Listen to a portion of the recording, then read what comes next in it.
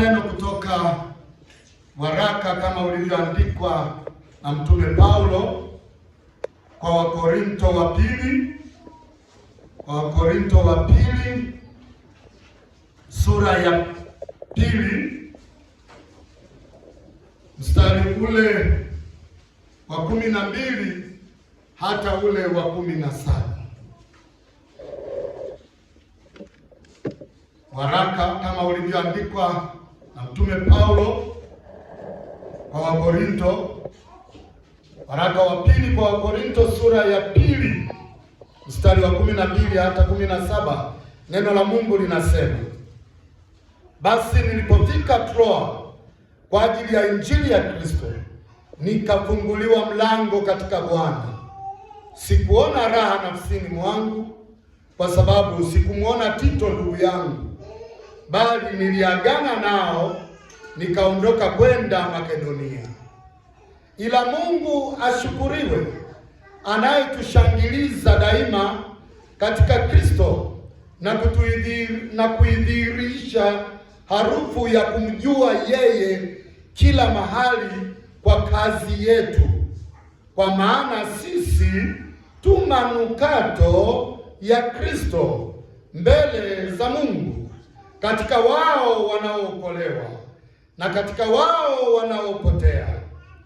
Katika hao wa pili harufu ya mauti iletayo mauti, katika hao wa kwanza harufu ya uzima iletayo uzima.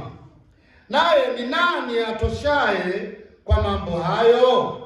Kwa maana sisi si kama walio wengi waligoshio neno la Mungu, bali kama kwa weupe wa moyo, kama kutoka kwa Mungu, mbele za Mungu twanena katika Kristo. Amen. Naomba tuketi. Bwana wetu Yesu Kristo asifiwe. Amen. Neno ambalo nimesoma punde, Mtume Paulo anaandika akiwa na mzigo wa moyoni juu ya kanisa la Korinto. Kanisa la Korinto lilikuwa limevamiwa na mambo kadha wa kadha, na Mtume Paulo naye akawa amepitia changamoto na upinzani na masikitiko kadha wa kadha, kwa sababu bado aliona pamoja na changamoto hizo na kadhia hizo zote, kazi ya Mungu ilikuwa ikiendelea kwa ushindi pale Korintho. Na watu wa Korintho walikutana na Paulo, hata kama mbele yake alikuwa ametangulia Tito. Tito ndiye aliyekuwa amemtangulia kwanza, na Mtume Paulo anapoenda pale alitarajia akutane pia na Tito, mtumishi wa Mungu aliyekuwa ametangulia. Lakini kifungu hiki kiko katikati ya simulizi lake juu ya safari yake ya huduma kule Korintho, lakini juu ya mahangaiko yake ya ndani ya moyo juu ya Korintho, lakini juu ya ushindi wa Kristo unaodhihirika kupitia huduma ya injili pale Korintho.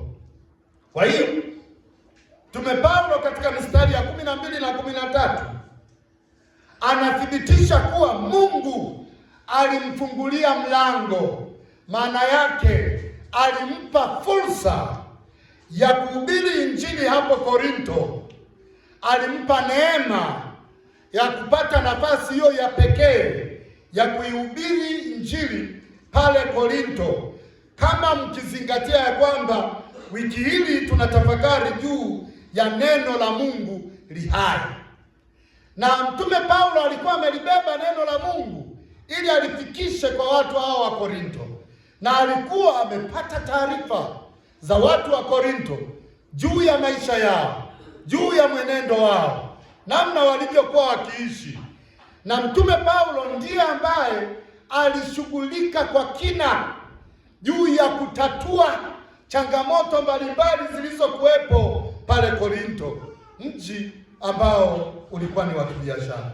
Hata hivyo, licha ya fursa hiyo nzuri aliyokuwa ameipata Mtume Paulo, moyo wake ulikuwa mzito kwa sababu akukutana na mtumishi wa Mungu Tito aliyekuwa na habari za kutosha juu ya wale watu wa Korinto. Ni kama vile ambavyo mchungaji mwingine anapokuja kwenye usharika, taarifa anaweza akapata kwa watu fulani fulani wa muhimu, akapata picha ya usharika huo, lakini Mtume Paulo aliingia pale, Tito akawa ameondoka. Kwa hiyo akawa hana mtu wa kumpa mrejesho na picha halisi ya kanisa la Korinto. Tunachopaswa kujua hapa ni kuwa fursa aliyokuwa amefunguliwa na Mungu Mtume Paulo kwa ajili ya kupeleka injili pale Korinto haikuondoa ya kwamba sasa yeye angepata unafuu, akapata kazi kufanya kwa urahisi tu. Changamoto na upinzani vingetokea tu, kwa sababu si kwamba kwa sababu ni mtumishi wa Mungu asingekutana na mambo hayo. Maana yake hata sisi kwenye maisha ya kawaida tunaweza tukakutana na changamoto mbalimbali, lakini si kwamba tunapokutana na hizo changamoto basi tuiache imani. Hatuwezi kuiacha imani. Bwana Yesu asifiwe. Bwana Yesu asifiwe. Ndio maana Mtume Paulo akashughulika na wale watu wa Korinto, pamoja na mazingira aliyokutana nayo, pamoja na upinzani aliyokutana nao, lakini akaendelea kuachilia neno la Mungu pale Korinto na kuwashauri watu ili warudi kwa Yesu, wamwamini na kumtegemea. Na baada ya hapo akachukua hatua ya kwenda Makedonia. Mtumishi wa Mungu anaweza kuwa katika mapenzi ya Mungu, lakini bado akakutana na hisia za huzuni, akakutana na mazingira ya wasiwasi, akakutana na mambo magumu. Si kwamba Mungu anakuwa amemwacha. Ni sehemu ya kuimarishwa katika imani. Bwana Yesu asifiwe. Hiyo ni sehemu ya kuimarishwa katika imani. Hii inatufundisha kuwa imani si kukosa changamoto, si kukosa huzuni, si kukosa mateso. Imani, unaweza ukakaa kwenye imani lakini bado ukakutana na changamoto na upinzani. Au nyinyi hamjawahi kupata upinzani? Mmewahi kupata upinzani? Upinzani upo. Si watu wote wanaweza wakakukubali hicho ulichokibeba ambacho Mungu amekutuma. Si kila mtu anaweza akakubali. Lakini pamoja na changamoto hizo za upinzani, za kutopokelewa, za kutokukubalika, sio kwamba ndio uache kutangaza habari za Yesu Kristo. Songa mbele, endelea mbele. Licha ya hizo changamoto utakazokutana nazo kwenye utumishi wako, unapoendelea kumfuata Yesu, songa mbele, maana neno la Kristo litakutia nguvu. Bwana Yesu asifiwe. Bwana Yesu apewe sifa. Aidha, Mtume Paulo anatumia picha ya msafara wa ushindi wa kijeshi wa Warumi, ambapo mshindi alitembea mbele na harufu ya uvumba. Yule jeshi akiisha kufanikiwa alivumkiziwa uvumba ili iwe ishara ya kwamba huyu mtu ameshinda. Na Biblia inatuambia kwamba sisi ni washindi kwa sababu ya yeye anayetutia nguvu.